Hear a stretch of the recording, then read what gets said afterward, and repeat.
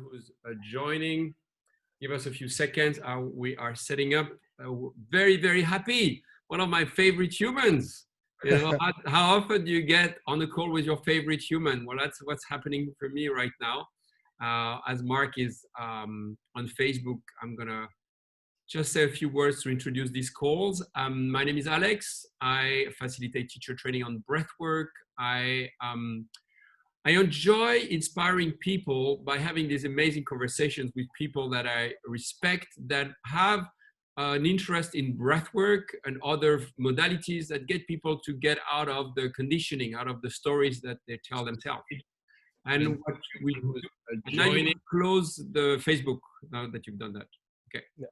And yeah, and then the idea is to just bring some lightness. I think the world needs a bit of light these days, and I just bring my 2 cents to it. So in that context, I bring you Dr. Marc Cohen, who is a very close friend now. I can say from my perspective, someone I admire and respect, who has a highest level of integrity, who's a proper human, who's opening up to everything that is happening for him at the whole time. But what's incredible with Marc is he's really a well-balanced human. You know, he's a doctor who has a very deep knowledge about the things that he talks about, but he's at the same time not going too deep into it. So he allows himself to also have a very spiritual and poetic approach to all these practices. So that makes it very unique, because often when you hear technicians talk about these things, it can be pretty boring. And you know, if you're not a professional, you just don't understand it. And you just, you know, okay, cool, someone smarter than me is talking. But Marc has found the right language for making all those concepts very accessible. And the fact that he knows so much allows us to really tap into things that could really help us on an everyday level. So very honored to introduce you, Dr. Marc. Welcome. Thank you, Alex. I'm super happy to be connected with you. Since we met, it was actually over a year ago now in Bali at the retreat. You sort of, yeah, we've sort of hit it off, and yeah, love talking to you. Really love and respect what you do in the world, and yeah, really happy to yeah, to chat and share and yeah, put the good messages out there.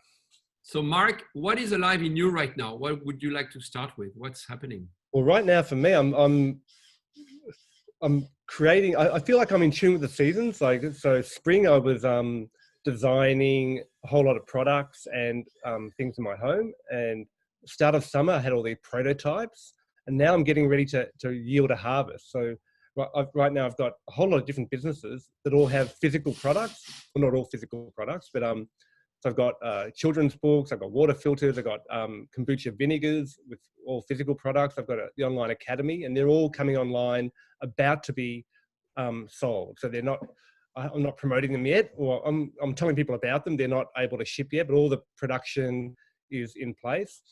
And the other thing that's really taking a lot of energy and joy for me is I'm building my home health retreat. So I've just created a deck next to my swimming pool where I've made this incredible sauna, like a traditional Finnish sauna. You put steam on it. I've got a hot tub.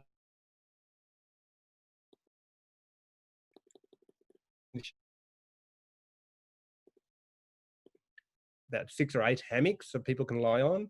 Do yoga nidra. And, you know, and I've seen a tour. Last time you had your camera, so you showed me around. So I had a tour. And it's just every day it's growing. And you know what? I live in Bali, which is probably what the closest that there is to heaven on earth. And my reaction before the call was, says, Marc, I want to come spend a few weeks with you, get a bit of Marc Cohen's input, because yes, you are creating your own little heaven, you know, from the plants that you're growing and the fruit trees and all this ecosystem that you, and your messages are beautiful and full of hope and light. So I want to hear like my fruit trees. I mean, I'm just about to take a yield. I mean, I've already yielded cherries. The cherries were fantastic this year. These amazing organic cherries, and all my fruit trees are fed by beautiful water. So they're just, you know, filtered, structured, balanced, and blessed water. And now I've got blood plums and apples and pears and nectarines and peaches and apricots, and they're all about to. I mean, they're ready now, but they're a little bit hard. So maybe 2 or 3 weeks. You know, when it starts to be late summer, then I'm going to have an incredible yield of fruit. but also I started having extreme wellness parties and what I call building, bathing, bonding weekends, where my friends come over and we build something. We last weekend we built, or we actually created like a tree house, a series of 5 tree houses with a walkway that goes between all of them. So it's like walkway on top of these cypress trees, and we're building out the tree houses now.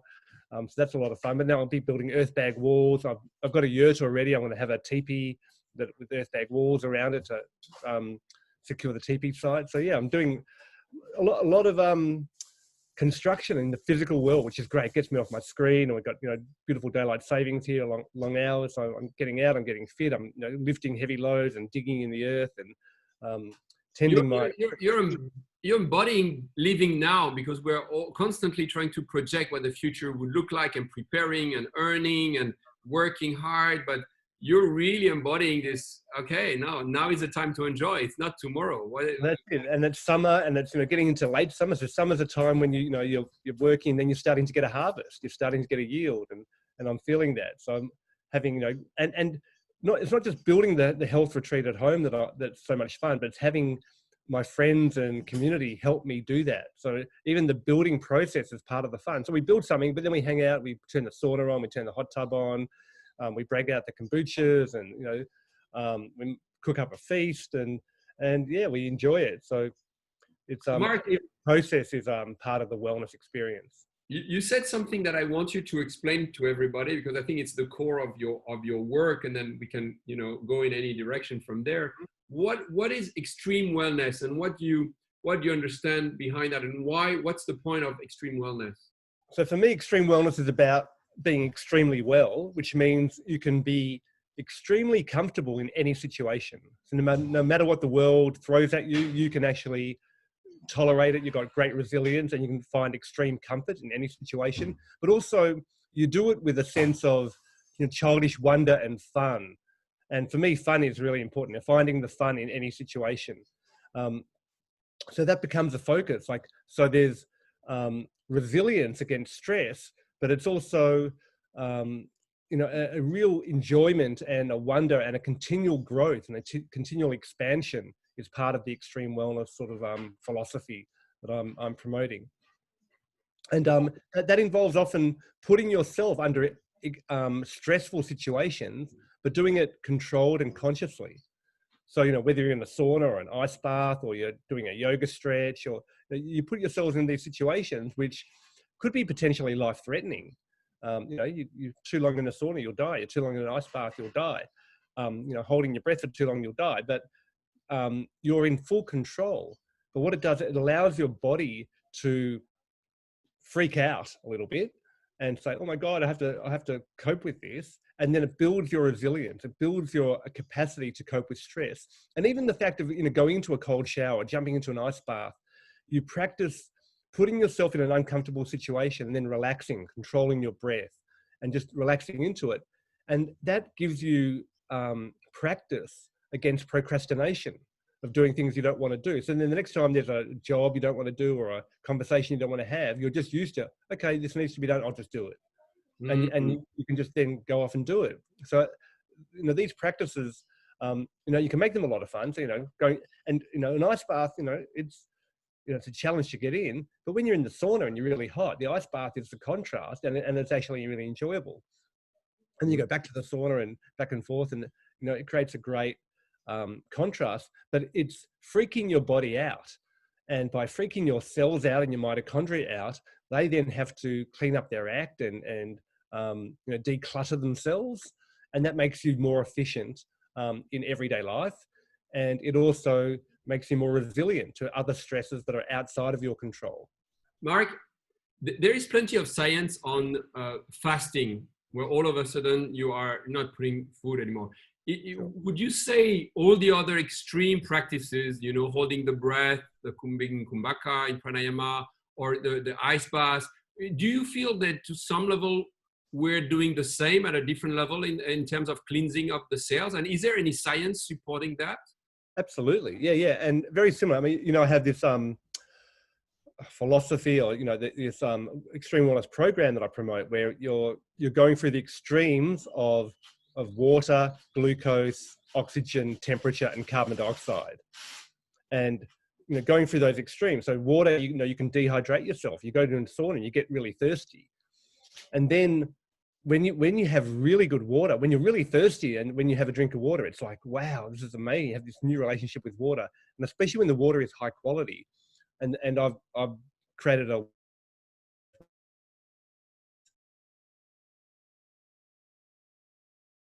water.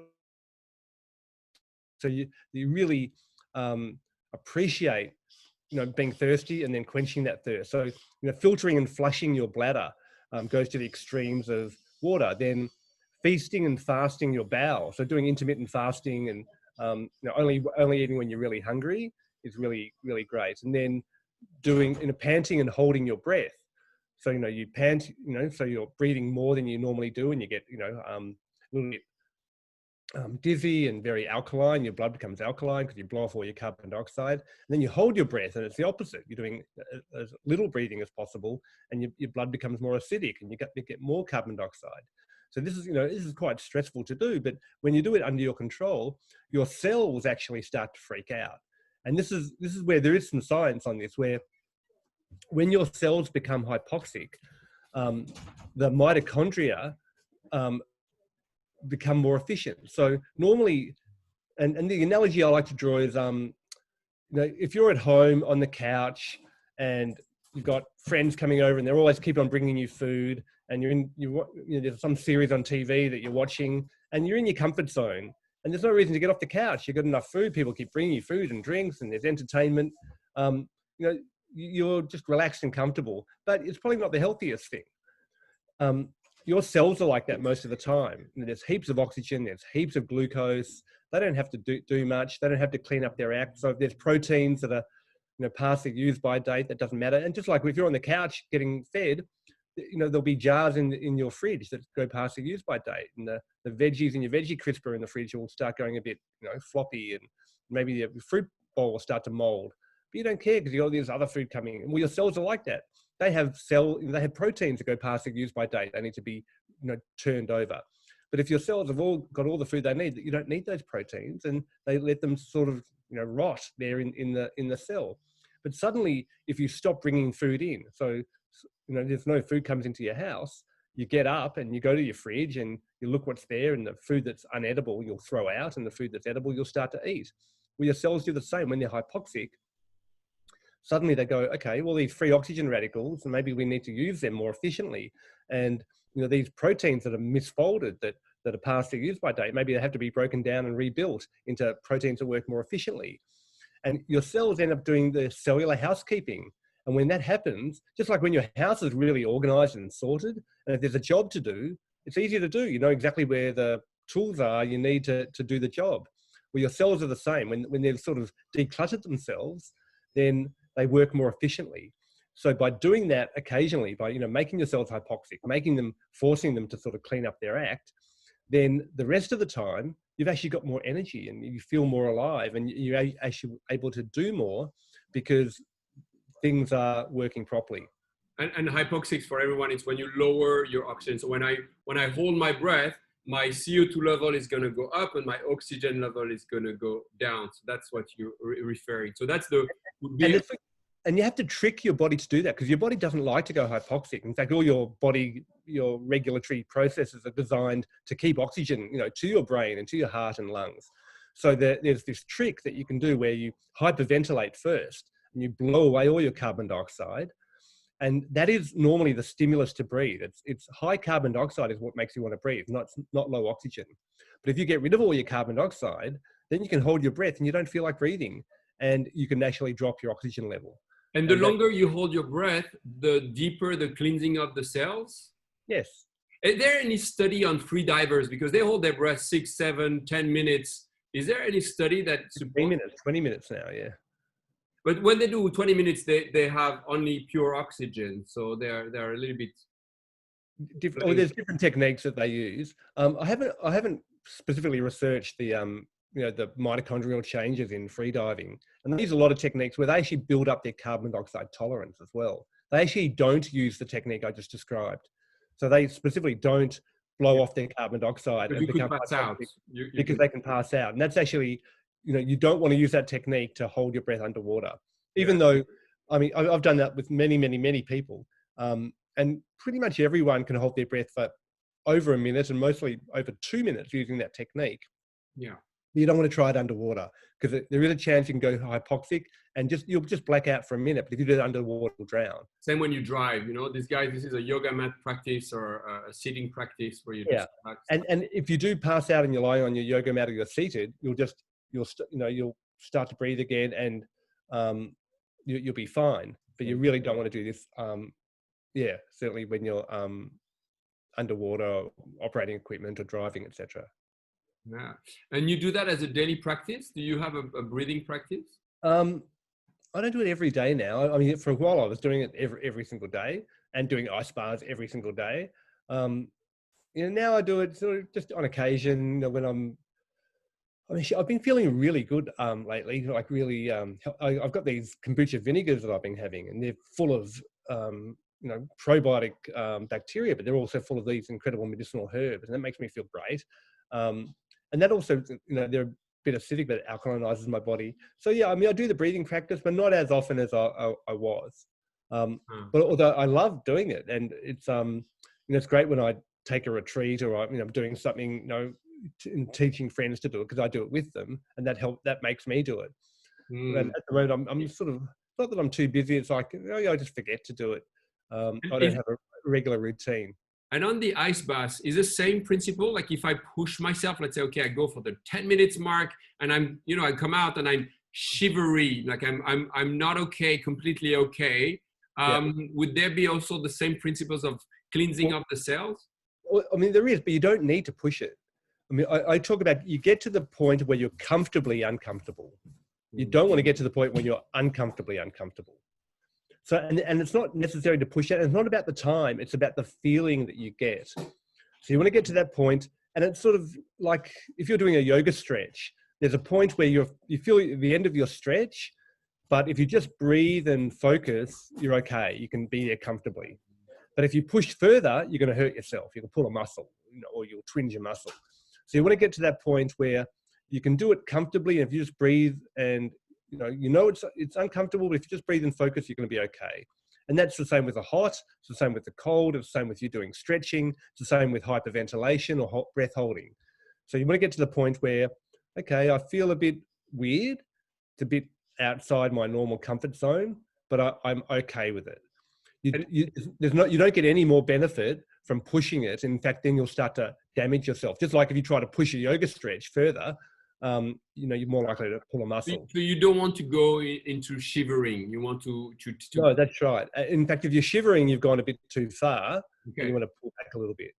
Cool. Certainly, yeah. I mean, because once you're shivering, you've compromised your ability to function using your skeletal muscle because you're out of control there. And it's not an easy thing to do because of the after-drop effect. So you feel good, you come out, and then you realize you went too far. So you might not even be conscious of it as you're doing the ice. That's right, at the time. So there's some basic principles. One is to just sort of know your limits, and your limits will change, especially if you do this on a regular basis. Your tolerance will increase quite rapidly. So, but having a ballpark of, okay, today I did 3 minutes in the ice bath and I was a little bit shivery. So tomorrow I'll do 2.5 minutes. And I think there are studies that show that the length actually doesn't have an impact. Like whether you do 1 minute cold shower, I think the study was on cold showers. Whether it's 1 minute or 2 minutes or 5 minutes, I think they were having the same results. Right? Yeah, I think the study you're referring to was a study done in Holland where they were inspired by Wim Hof. They did a study. They randomized 3,000 people to either just a hot shower or a hot shower followed by a cold shower. And the cold shower was either 30, 60 or 90 seconds. So not even that long at all. And what they found was after a month of doing that, the people who had the cold shower had 29% less sick days. Regardless of the length of the shower. That's right. And it didn't matter if it was 30 seconds, 60 seconds or 90 seconds. And I think the reason for that is once you've had a 30-second cold shower, you've overcome that initial hyperventilation, that initial shock, and you've had to control your breathing. And that's what it's about. Because normally when you have, especially in a cold water immersion, it naturally makes you hyperventilate. You go, you start to hyperventilate, and it's getting control over that. So once you can then just force your breathing, just control, and I talk about the cold water hokey pokey, which is a little song and dance you can do to help you cope with a cold shower. And part of that is before you immerse your neck and make yourself gasp, you take a big breath in. So instead of when the cold water hits you and you gasp, you've already had a big breath in, and when the water hits you, you go, ah. And when you breathe out slowly when the cold water hits you, it changes the experience because suddenly you're in control of your breath, and you're aware of the cold, but it's not shocking anymore. But for a lot of people, a cold water immersion will reproduce the body chemistry and the breathing pattern of trauma and anxiety, because it does. You start to hyperventilate. And if you've had PTSD, if you've had traumatic experiences in the past, it can actually reignite that trauma. So you've got to be cautious if you've had anxiety problems or PTSD. However, you can actually be in control of it. So this is a really good opportunity to then explore that and cope with that situation and relive it in a way that you're controlled, and then overcome it. And overcoming anxiety and overcoming doing difficult things. How many stitches? Oh, hang on, one sec.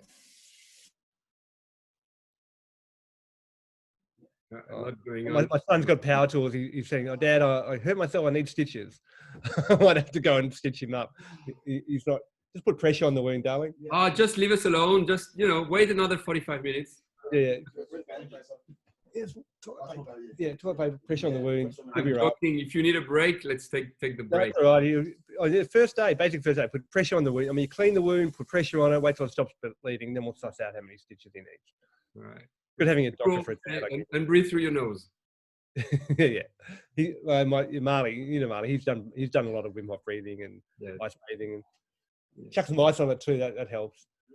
Yeah. Kids with power tools. Yeah. Anyway. So, Marc, there is no real benefit, because we see, again, just to be clear, these guys breaking records and staying for a long time. Is there any benefit of, as long as you are staying in control and you don't go to your edge, would there be a benefit of staying longer in an ice bath? Well, benefit if you can do it, if you can break records, then you can make a career out of it. But other than that, the physiological benefits are you finding and exploring the edge of your comfort zone. So you've got this edge, whether it's hypoxia or hypercapnia, low carbon dioxide or high carbon dioxide. So they're the edges. And once you know where the edges are, you can find the blissful point in the middle. So the benefit is like if you do a yoga stretch, the benefit is knowing how far you can stretch and be in control of your body. And that way, if you have to do physical things in the world, you've got all this flexibility and resilience in that middle area. And there's a point right in the dead center where it's actually blissful. So the benefit is knowing where the extremes of your physiology are, so then you can enjoy that middle point. But if you never go to the extremes, if you're just always on the couch, being fed, your body gets lazy, the physiology gets lazy, and your body sort of says, if I don't use it, I'm going to lose it. If there's a function of your body you don't use, you lose it. So you want to use all the functionality of your body, and one of the ways to use that full functionality is to visit the extremes of the edge. But you don't want to go past that extreme, and it's a very fine line, and that fine line changes because as you practice that, your capacity will increase. So what was really stressful for you today, if you keep on doing it, tomorrow you'll be able to exceed that. But you don't want to push through that pain barrier. You want to let it naturally just expand as you visit that extreme point. And I know you did extensive study on sauna bathing and hot bathing as well. And I get the similar principles for the hot and the cold. What would you say are the differences physiologically when you explore the extreme of hot temperature? Well, it's actually really beneficial to combine them. So some people just do sauna or ice bathing, but it's really good to combine them because you have, the heat vasodilates you, all your blood vessels open up, and your heart, increases. You get this cardiovascular benefits. Heat shock proteins get released in hot and cold. So heat shock proteins are these proteins that protect your other proteins from malfolding. But when you're in the heat, you vasodilate, all your blood vessels open up and your heart beats more, so you're flushing your body with blood. When you're going in the cold, your blood vessels constrict. And what that does, it sends all the blood through your internal organs. So one, the blood goes through all your muscles and your limbs. The other one, the blood goes through your internal organs. So it's one, you're flushing out your limbs, and then you're sending all that blood to your internal organs, which filters it out. So your liver and your kidneys will filter all that out. And it's a way of detoxifying and exercising your vascular system. So it's really good to do hot and cold. And actually, I do a lot of, I love being barefoot, and I've got really steep properties. I'm all running up and down and carrying heavy loads. So my feet get really sore. And I've discovered a really simple way to do hot and cold with your feet, where you just heat the bath up. You fill the bath up with hot water that's, almost just on the edge of the heat you can stand. Like, it's too hot to sit in, but you can put your feet in it. And then you have the cold tap on. So while you're standing in this really, really hot water, you put one foot under the cold tap, and then you can tolerate it. And then you put that, then when that's cooled down, you put that foot in, and you put the other foot under the cold tap. So you're allowing your body to tolerate, your feet to tolerate the heat, because there's going to, 10 seconds there'll be cold water on it. And then you're going between cold water and hot water with each foot as you alternate. And you can just do that at home in a bathtub. And what that does, you're vasoconstricting and vasodilating all the blood vessels in your feet. So any lactic acid, any organic acids, any toxic waste products from metabolism or bruising or inflammation gets fully flushed out. So it's a really simple way. And the same thing happens with your whole body when you go from hot to cold. You go from hot, the blood flushes through all your muscles and limbs. And normally when your muscles are flush with blood, it's when you're exercising. So they're making waste products. They're making lactic acid. They're making all these metabolic waste products. But if you're in a sauna, the blood's going through all your superficial blood vessels, but you're not making new waste products. You're relaxed. So it's flushing those waste products away. And then when you go into the cold, all that blood goes into your core because your periphery shuts down, and that allows it to get filtered through your kidneys and your liver, and to get rid of all that, any toxicity that's been flushed through. So hot and cold work really well together. You can do them individually, but I like to combine them. That's why I've just bought a 300-liter wine barrel that I'm setting up as an ice barrel that goes next to my sauna and my hot tub. Yeah, Wim Hof style. Yeah, and it's not expensive to do these things. To set this up at home, to have an ice bath at home, you can just use a normal bathtub. You can use a barrel. You can use like a blow-up children's pool. Yeah, and you can make ice freezer, so I keep it cold without going to freezing. So it's there you go. Just water. Marc, I find that when I just do extremities, it can be extremely hard, and much harder than when I do the full body. Can you speak to that? Yeah, I know. On one of your workshops, you get people to put their hands in ice water, and it's super painful. In fact, they use ice water immersion with your hand as a experimental protocol for producing pain when they're testing painkillers. So that's, you're guaranteed. They're saying they use a blood pressure cuff on your arm, and they see how long you can tolerate having a blood pressure cuff, so no blood flow through your arm. So my theory is that when you put the whole body, sometimes including my head, my brain somehow is getting the message that I'm doing this, so it's not sending as many signals of, oh my God, you're in danger. But when I put my hand, the rest of the body is fine, so I'm getting a signal, this is dangerous, this is not safe. So would that be related to pain sensitivity, pain sensors, and how we respond? Well, certainly. Because pain is always heightened when your body is uncertain, when you're not sure what's going on. So when you're out of control. And they've done studies on that with self-directed morphine infusions. When you're in control of the morphine infusion, when you've got pain, you actually use much less morphine because you've got a sense of control over it, and you can turn it up anytime and give yourself pain relief. But when you put just a foot or just a hand in ice water, it's much more painful than putting your whole body in ice water. And I think that's also to do with the general blood distribution, because what happens, you just put one limb in, you get this intense vasoconstriction in that one area, and that way you're really stopping the blood flow to that area. And it's like a blood pressure cuff on it.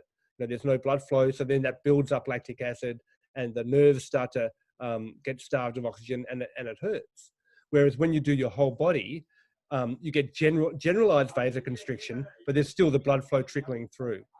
So it's not as intense. Cool. That's a good one. Thank you. So tell us what's, I know you're releasing a book at the moment.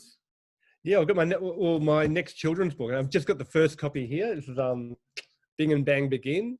So tell us, you have two books. Tell us why you write these books. Well, this book was the first one I started writing. And I started writing this one 35 years ago when I was in Sri Lanka studying Chinese medicine. And at that time, I was introduced to yin and yang and the 5 elements and the Tao and these Chinese philosophy concepts. And at that time, I was a bit of a physics geek, and I was right into quantum theory and thermodynamics. And I wanted to, and when I started learning about this, these verses came into my head almost like scripture that were rhyming verses, like a Dr. Seuss rhyme. And I started, and I wanted to create a book that was true to Eastern cosmology, so to the Tao and yin and yang and 5 elements of Chinese medicine, but was also true to Western thermodynamics and Western evolution and quantum physics, and it had mindfulness and it had the physiology of the body all wrapped in there, and that felt good in your mouth when you said it. So I set myself the task of writing this as poetry, and like that was my sort of mental gristle to chew on every night when I had some spare headspace. I'd go through these verses and try and polish them and make them coherent. And it literally took me 35 years to do.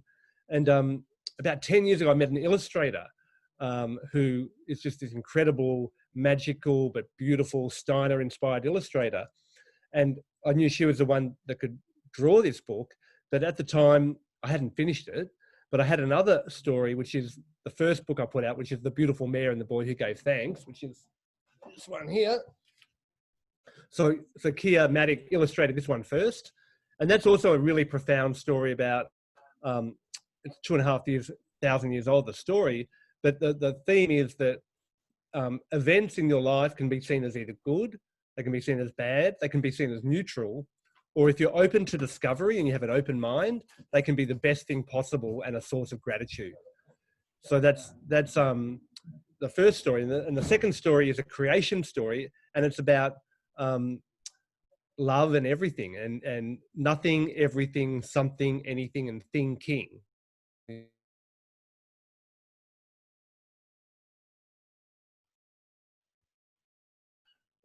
In a very simplistic story at the start, but it's also very, very complex and deep. So, it starts off, in fact, I've actually separated into 2 books. So there's a Bing and Bang Begin book, which is, it's a bit longer. It goes into more depth into quantum physics and thermodynamics.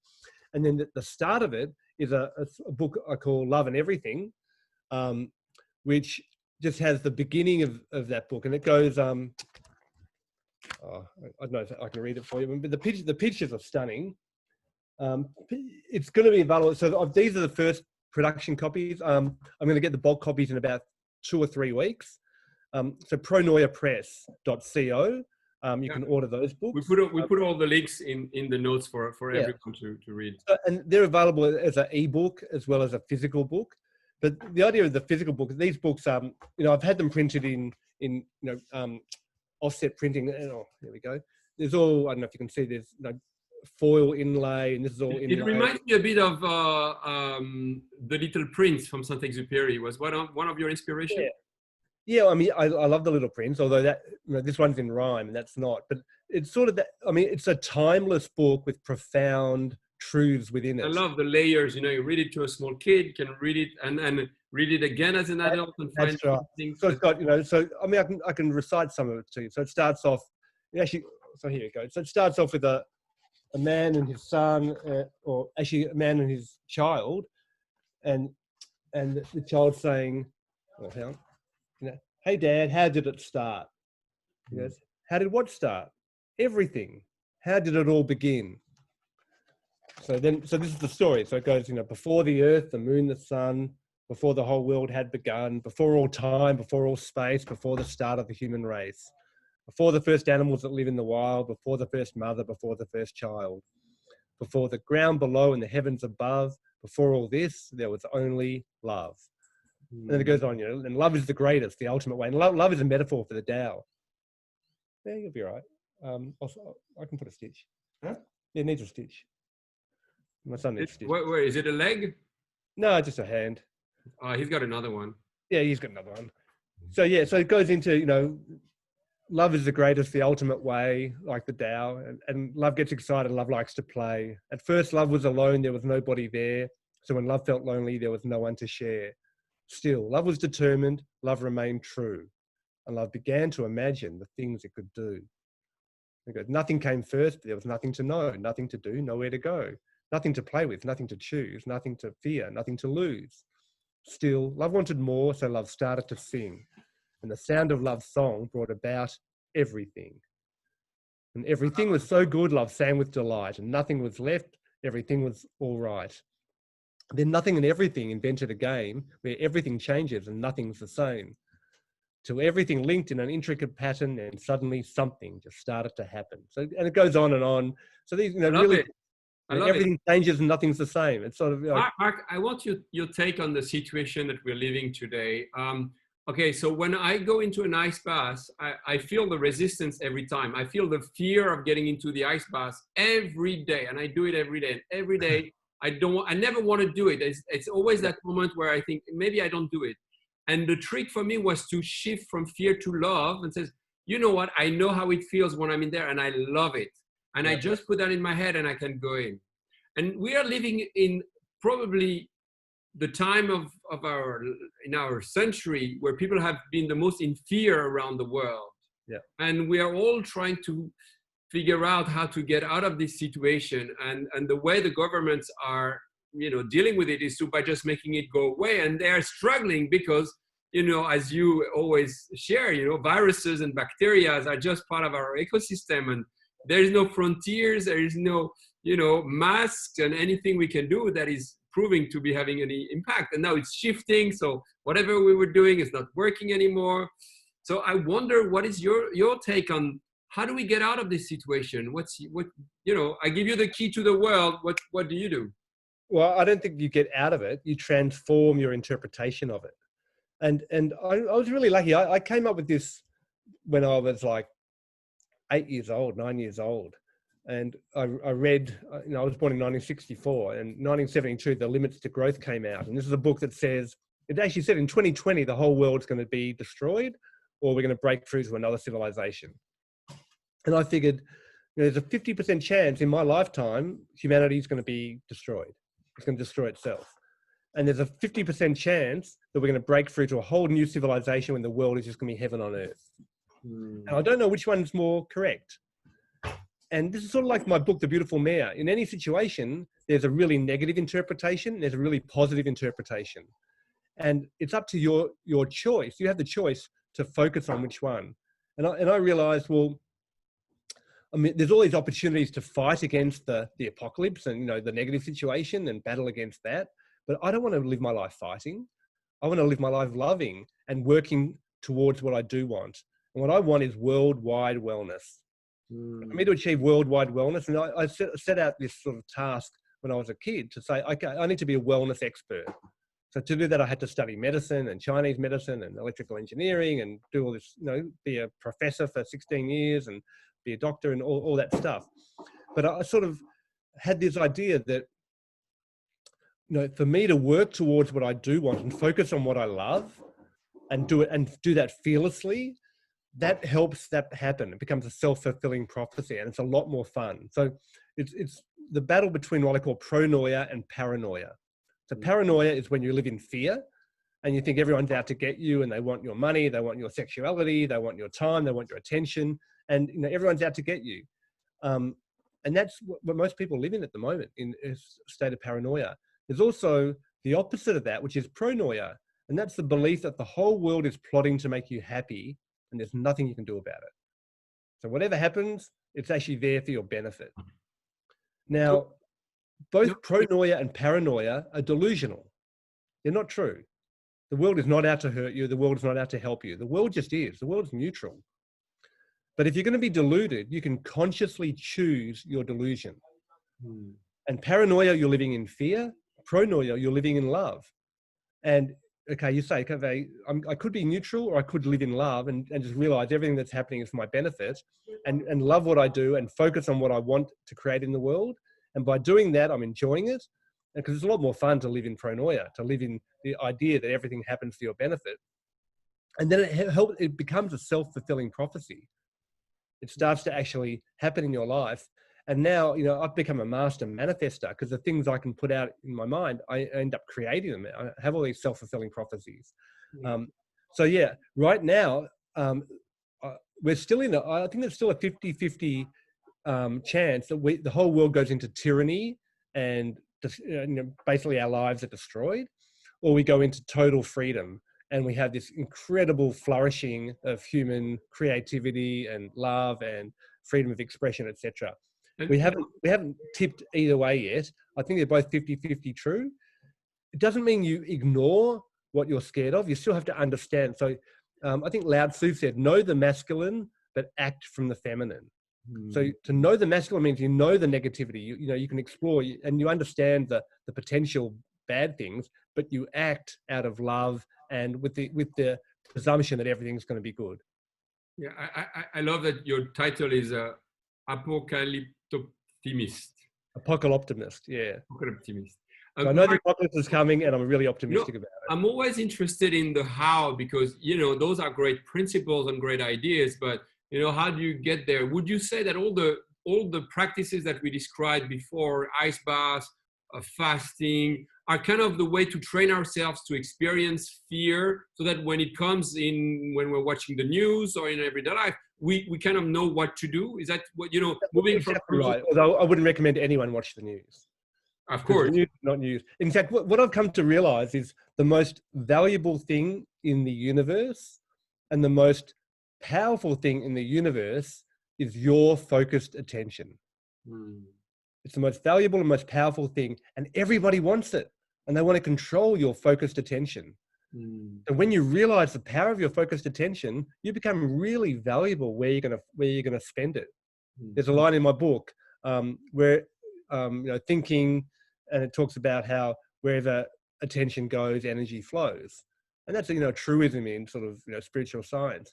But where your attention goes, energy flows. So if you focus on the negative, you know, the fear, the things you don't want, which is what the news will tell you about, that's where your energy goes. So much better to really be precious with your attention and focus on the things you can create, that you have control over, that are powerful, that are nurturing, that are meaningful to you, that are in your immediate sense of control, like your immediate physical environment, so controlling that and changing that. And then realizing with ice bathing, with breathing, that you can have a sense of control in these other extreme situations, and pretty much whatever the world throws at you, you can actually overcome. So practicing that becomes really powerful. You do have a proper recipe for wellness. And I love when you say that we are learning a lot from COVID. You know, if someone is catching a cold in Wuhan, then everybody gets sick on the other side of the world. And if I want to be well, I need everyone around me to be well. It's not just, I cannot be well by myself.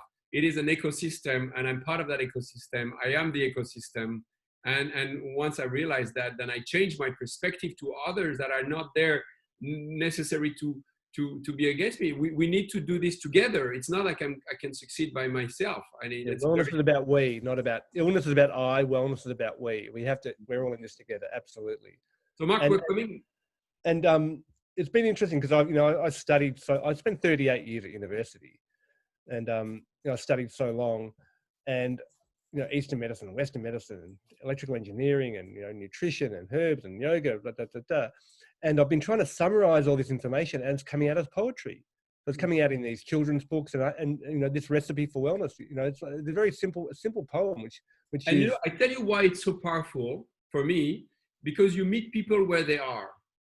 Instead of getting to a place where, okay, I know better, and then there's so many people that are screaming, say, okay, listen to me. Instead of that, you go down to the level of people are, which is, a child. And people, you talk to a child is open and is welcoming. So, human adults who are, resisting to concepts, well, it's hard to resist poetry. So I think your approach is actually very, very wise and the right one. I didn't intend on becoming a poet, but I've got probably a dozen poems now that have really profound truths embedded in them. So I share my recipe for wellness, which is, it's super simple. And it's just bathe in beautiful water, prepare delicious food, make the most of every breath, dance through every mood, tend the soil beneath your feet, embrace sunshine from above, share your gifts with all the world, fill your life with love. So it's super simple. Wellness is simple. The recipe I don't know for you guys who are watching, but I'm counting where I am, you know, which part I'm doing okay, which part I still have a lot of work to do. So thank you, Marc. Marc, we're coming close to an end. Tell us, what is your offering at the moment? How can we support you? So starting, recipe for wellness starts with bathe in beautiful water. No, So how can we help you? What's going on in Marc's Marc Cohen business, and how? Tell us about the best way you can help me is to have the most happy and fulfilled life possible. That actually helps me. But I have help. You can buy my products, and which will help you have the most happy and fulfilled life. So I've created a range of water filtration products. This is one of them. I don't know if you can see here. This is a sacred geometry design, and in this design, you can't see it, but it's got Metatron's cube, which has all the different platonic solids in it. It looks like a water drop and an Emoto water crystal. But in the lines that connect Metatron's cube are words that say, I love you, I respect you, I thank you, I bless you, I am you. And it over and over and over again in this text. So this is a blessed water device. Actually, it's a sacred water vessel that produces beautiful water, which is filtered, structured, balanced, blessed, and flowing free. So that's, to bathe in beautiful water. There are devices now you can turn tap liquid into beautiful water. I've also created a course on the wonders of water with amazing woman, Isabel Friend, who's living in Bali at the moment. And she's a water nerd and just loves water. So we've created this course on the wonders of water to teach people about water and how to bathe in beautiful water and how you can do it at home, even without a filter, how you can filter the water yourself, how you can make water structured, how you can bless water yourself and change the quality of your water. And I think changing the quality of the water in your life is one of the most profound things you can do, not just your health, but for your beauty and your longevity. So that's a start. The other products I'm promoting, my children's books, I love people to read that and share that. And they're available through Pronoia Press. I've created a whole another range of living kombucha vinegars, which have 10 different herbs, and they've got a range of leaves, roots, flowers, fruits, and fantastic fungi. And it's all available all over Australia? All over the world. You can buy them. We're shipping internationally. We will be shipping in bulk. We may be setting up breweries in other countries to then produce, but we're shipping them now in 750ml bottles, 375ml bottles, and small jars. There's 5 different blends there. Cool. So how about your courses? Do you have courses online we could access? Yes. So I'm saying, you can buy our vinegars, but on the courses that I teach you how to do it yourself at home. In fact, there are so many what I call simple, practical solutions that you can do in your own life that almost cost no money, don't require any, a lot of time or skills that you can do that really transform your life. And I've got my foundation course is called Waking Up to Wellness. It's available for the Extreme Wellness Academy, and that goes through how to keep clear your bladder, your bowel, your breath, your body, and your brain. It talks about filtering and flushing your bladder and feasting and fasting your bowel and panting and holding your breath and doing hot and cold with your body and doing everything in flow and then doing nothing at all with your brain. So that's a whole course that takes you through that. And it goes through all these simple, practical, how to brew kombucha and how to use herbs and all of these sort of hot and cold. So that's a great education for people. But for me, I can't be well unless everyone is well. And I really want everyone to have the most healthiest, happiest, most fulfilled life possible. And the products that I'm promoting are hopefully going to do that, because not only, I'm selling these products, but I also teach you how to do it yourself without my products, because I can't sell to everyone in the world, but the methods. So I want to create a culture of wellness. I'm doing other things. I'm a shareholder in Maruya Hot Springs in New Zealand, this incredible pristine hot springs. And we're creating programs there and retreats there where we take people out into nature and we set up a steam room and a hot tub and a heated hammock and a gourmet lunch in the wilderness from a backpack. And I want everyone to be able to do that. And you don't need a lot of money, just a bit of skill and bit of tailored equipment, and you can actually do that really well. So Yeah. yeah, I'm going to promote these principles, these techniques, these products and services, and have everyone be as well as they possibly can. And yeah, I love chatting with you and sharing the knowledge about it. So thank you for Yeah. the opportunity. No, Mark, this is, it's always refreshing. I don't know you guys who are watching, but I always leave this conversation energized and happy and excited. And, I think I'm going to go to the sauna and there is a sauna and an ice bath. We're still lucky in Bali. It's not closed. So that's what I'm doing next. And, I got so much inspiration from you as always. And just, beyond the knowledge that, you had shared before, just being in your environment and your energy. That's the other things. We feel people's aura. We feel what's going on and we connect. And that's also something that we can always receive. So, when you're conscious of that, you're also conscious of what kind of energy and vibration you put out there, because you are impacting people much more than you think. And That's it. Your focused attention is the most valuable and most powerful thing in the universe. So you want to really direct it carefully and with consciousness and with intention. Thank you so much for all this wisdom, Mark, again. And for those of you who are interested, I have about 25 incredible coaches, including Mark. We start very soon. We do breath work, ice baths, other mindfulness practices. But basically, we go really deep in the science of the breath and what's going on and exploring all modalities of the breath. So if you're interested, reach out. Breathing Cold Bali. Happily give you a tour of what the training looks like. It's been life-changing for, I'd say, most people who join it. So thank you so much, Mark, and have a beautiful day. I think you've got a son to take care of. I've got to go stop my son's hand. Yeah. Okay. All right. Thanks, Alex. Bye. Bye, Mark.